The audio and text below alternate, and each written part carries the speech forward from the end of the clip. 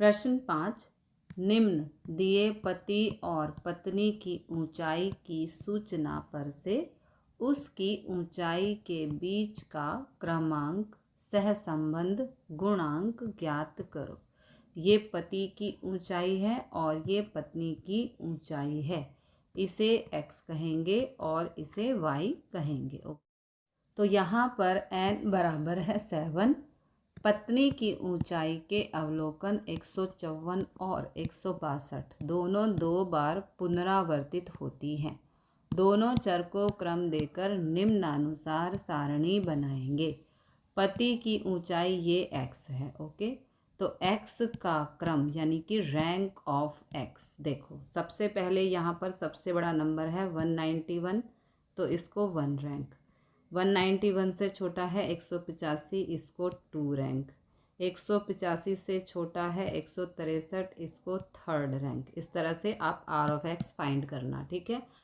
अब यहाँ पर इम्पोर्टेंट काम है आर ऑफ वाई फाइंड करना। देखो कैसे, सबसे पहले यहाँ पर बड़ा नंबर है 170, तो इसकी रैंक हो गई 1।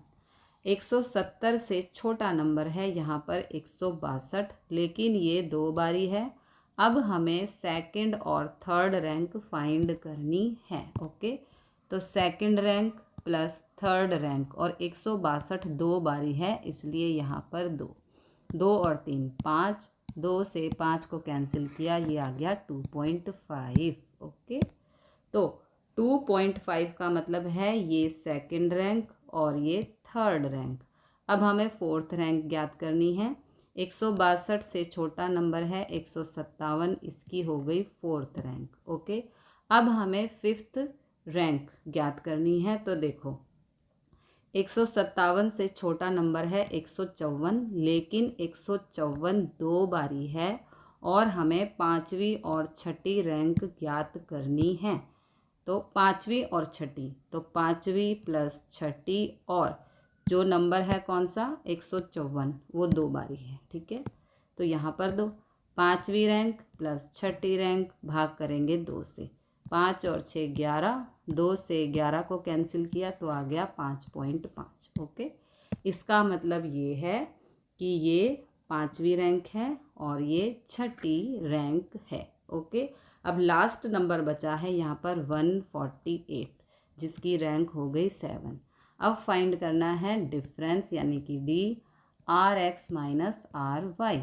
आर एक्स है यहाँ पर 6 माइनस आर वाई है 5.5, तो 6 माइनस 5.5 ये आएगा 0.5। इसी तरह से सभी वैल्यूज़ फाइंड करके यहाँ पे सम करना है।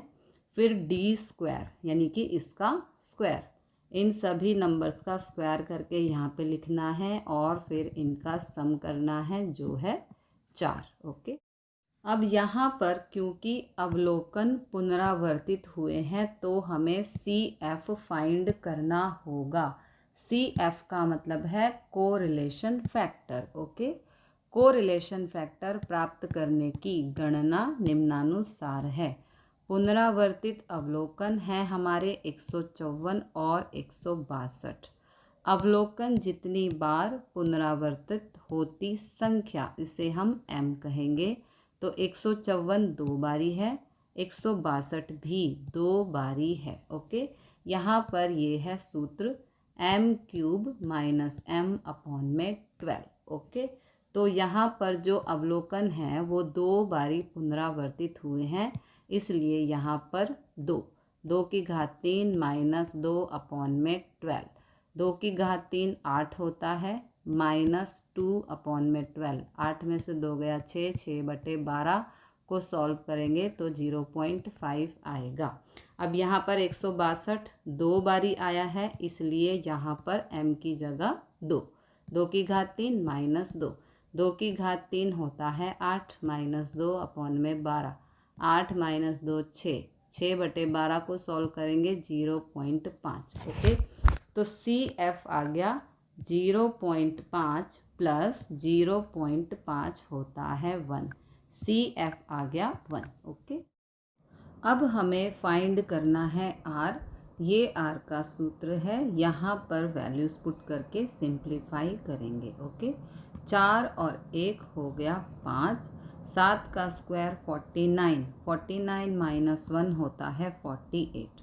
इन दोनों को गुणा करेंगे 30, इन दोनों को गुणा करेंगे 336, इन दोनों को भाग करने पर आएगा 0.09 और यहाँ माइनस करेंगे तो r बराबर 0.91 आएगा। ओके, यहाँ r का मूल्य 1 के समीप है, इसलिए कहा जाता है कि पति की उम्र और पत्नी की उम्र के बीच की क्रमांक के बीच गहरा धन सहसंबंध है। ओके।